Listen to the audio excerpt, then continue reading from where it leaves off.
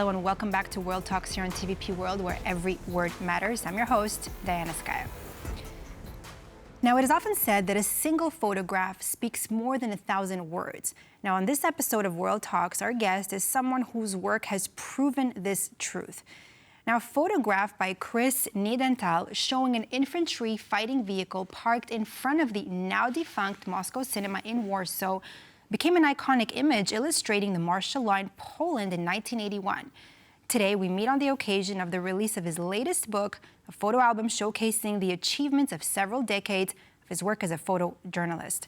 Chris Niedenthal, World Press Photo winner in 1986. Welcome to the program. Welcome to World Talks.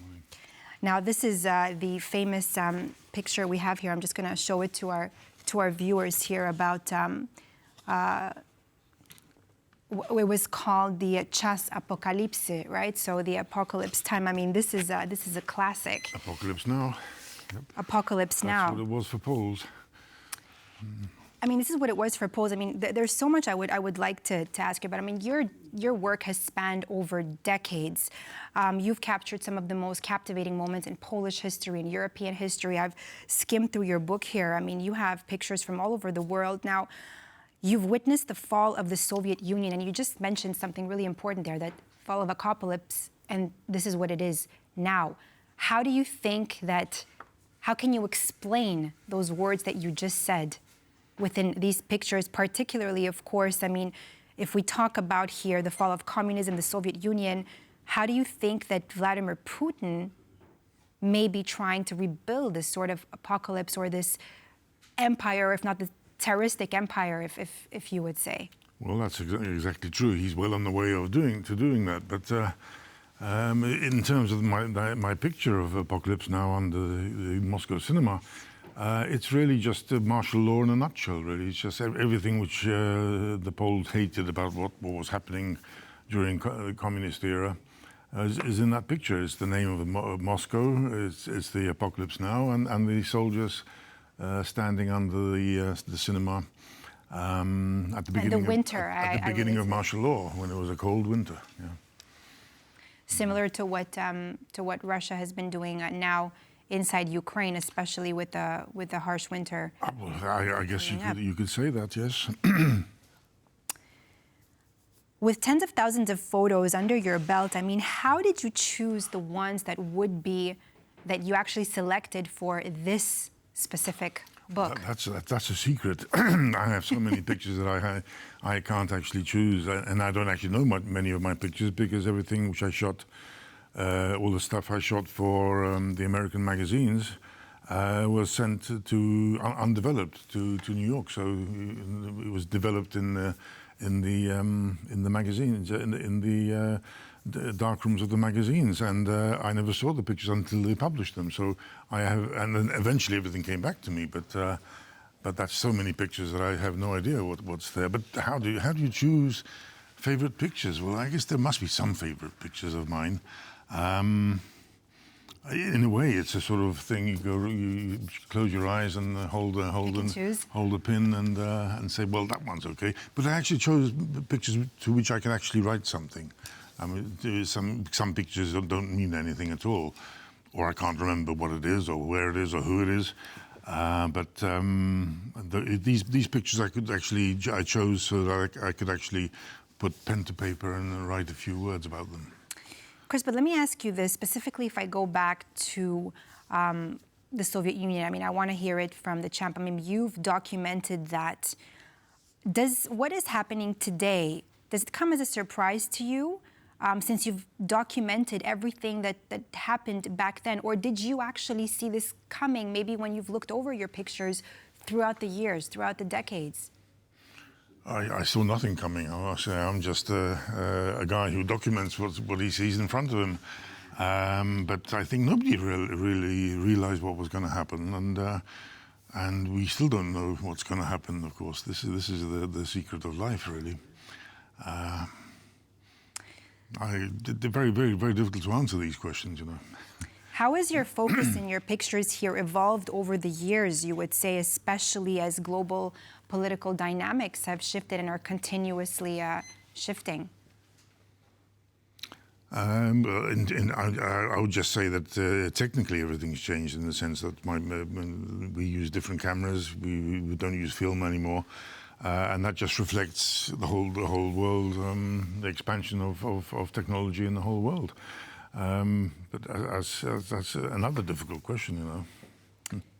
You photographed surely protests. I mean, you've seen the solidarity protests. Now, do you feel that modern protests carry the same weight as the ones that you photographed in the past? And how do you see the role of photography playing in these events? I mean, we can, for example, look what's happening in Georgia. I mean, we've been covering, for instance, those protests all morning. What would you say about that? With the power of photography to represent I think photography is a powerful language because it is 1 second in. It's different from film simply, whereas the film just carries on and everything sort of unrolls on the film. But with a picture, you need to actually, and that's precisely the title of this book. Really, is the correct moment. I mean, Cartier-Bresson always said that, or he started this, the idea of the decisive moment. But I didn't want to use his words on the cover.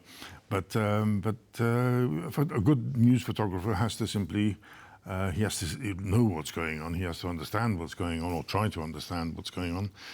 And he should just work his way around the subject to make sure that he does actually photograph, press the shutter in that one particular moment, which is important, and which makes that whatever's happening in front of him, it simply shows the people what is actually happening. And but in terms of my own pictures, then Apocalypse Now is simply that.